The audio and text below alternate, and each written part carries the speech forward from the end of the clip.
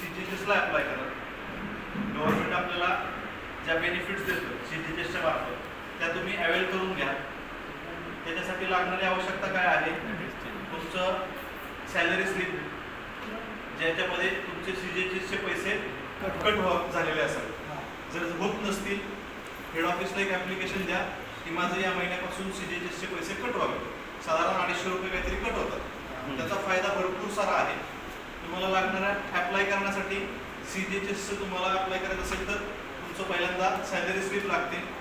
जर I card असेल तर. दुसरी गोष्ट तुमचे सगळ्यांचे फॅमिली मेंबर्सचे आधार कार्ड जे की सर्व्हिस बुकला रजिस्टर आहेत या सगळ्यांचे आधार कार्ड. आणि चौथी गोष्ट सगळ्यांचे 3-3 फोटो. सगळ्यांचे 3-3 फोटो. जर आधार कार्डवरती इथला लोकल पत्ता नसेल तर लोकल पत्त्याचा पुरावा असावा. लोकल पत्त्याचा पुरावा जर तुमच्याकडे उपलब्ध नसेल तर तुम्ही पोस्टात आपल्या पासबुक काढून घ्या. आरडीचं काढा, सेव्हिंगचं काढा, त्याच्यावर लोकल पत्ता टाका. तो सुद्धा पुरावा म्हणून ग्राह्य धरला जातो. आधारवर ॲड्रेस चेंज करणं कंपल्सरी आहे? नाही, आधारवर ॲड्रेस चेंज करणं कंपल्सरी नाहीये. जर ॲड्रेस प्रूफ नसेल आणि जर तुम्हाला लोकल ॲड्रेस प्रूफ मिळत नसेल तर आपल्या पोस्टातच सांगायचं.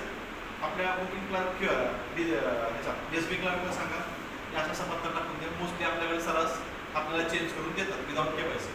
तो पत्ता टाकून घ्या, पासबुक प्रिंट करून घ्या, फोटो चिकटवा, ॲटेस्टेशन करा. तो तुमचा पत्त्याचा पुरावा म्हणून काउंट होतो. हे सगळे डॉक्युमेंट्स गोळा झाल्यानंतर सीजीएचएसच्या साईटला जायचं. त्याच्यावरती apply for plastic card option लक्षात ठेवा. अप्लाय फॉर प्लास्टिक कार्डला क्लिक करायचं. त्याला क्लिक केल्यानंतर तुम्हाला फक्त इन्फॉर्मेशन फिलअप करायची. पहिलं तुमचं नाव असेल, तुमच्या सगळ्या डिटेल्स असतील, सॅलरी स्लिप असेल त्याच्या डिटेल्स, तुमचं पे स्केल असेल, कुठल्या डिपार्टमेंटमध्ये काम करता, कुठल्या पोस्टवर काम करता, तुमचं पे स्केल काय आहे, त्या बेसिक गोष्टी भरल्यानंतर पुढचा ऑप्शन असतो family members. Family member add करायचे. फॉर्म प्रिंट करायचा.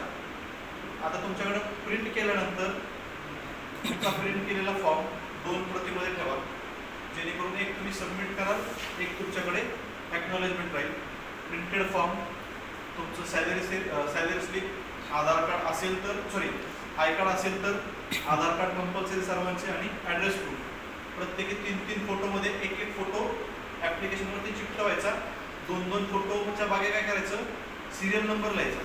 सपोज मी माझं नाव सुरुवातीला टाकलं, 2 नंबरला माझ्या मिसेसचं नाव असेल, 3 नंबरला वडिलांचं नाव, 4 नंबरला आईचं नाव. ज्या सिक्वेन्सने मी नावं टाकली फोटोच्या मागे परमनंट मार्करने फक्त सिरियल नंबर लिहायचा. माझ्या वडिलांचं नाव सपोज 3 नंबर सिरियलला, वडिलांच्या फोटो मागे 3 नंबर मी टाकायचा परमनंट मार्करने. जेणेकरून एकावर चिकटवल्यावर फोटो खराब होणार नाही. असे 2-2 फोटो अटॅच करायचे. हे सगळं ॲप्लिकेशन काय करायचं, तुमचे जे कोणी PRIPs असतील त्यांच्याकडनं सही शिक्का घ्यायचा आहे, ॲप्लिकेशन व्हेरीफाय करायचं आणि डिव्हिजन ऑफिसला पाठवून द्यायचं थ्रू SPM. साधारणपणे 1.5 ते 2 महिन्यामध्ये तुमचं ॲप्लिकेशन ॲप्रूव्ह होऊन तुम्हाला त्याचा बेनिफिशियरी ID येतो. बेनिफिशियरी ID आल्यानंतर तुम्ही कुठले जे आपले भरपूर हॉस्पिटल्स आहेत, आपण सिटीमध्ये राहतो, आपले बरेच हॉस्पिटल्स आहेत जिथे सीजीएचएसची सुविधा उपलब्ध आहे. तिथे तुम्ही त्याचा फायदा करून घेऊ शकता. एक इन जनरल मी सांगतो की माझ्या फॅमिली मेंबरची ट्रीटमेंट करायची होती हाडाच्या संदर्भात. डॉक्टरांची कन्सल्टिंग फी होती 900 रुपये. एका विजिटचे 900 रुपये होते. मी तिथे गेल्यानंतर जस्ट त्याच्या पॅनलवरती वाचलं, सीजीएचएस लिहिलेलं होतं.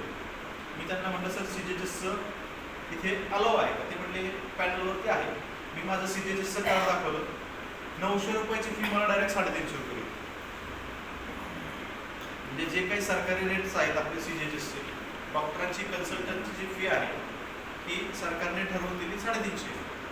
प्रायव्हेटमध्ये 900 रुपये घेतात. माझी फी डायरेक्ट किती झाली 350. साधारणतः मला 3 व्हिजिट कराव्या लागल्या होत्या. जिथे माझे 2700 रुपये जाणार होते तिथे माझे फक्त 950 रुपये. म्हणजे हे पैसे माझा इनडायरेक्टली फायदा झाला. त्याच्यानंतर आता आपले भाऊ आहेत, भाऊ सगळ्यांना बऱ्यापैकी परिचय असतील. भाऊंना ट्रीटमेंटसाठी काही औषधं लागत होती. साधारणतः म्हणजे त्यांनी मला कोविडच्या आधी सांगितलं की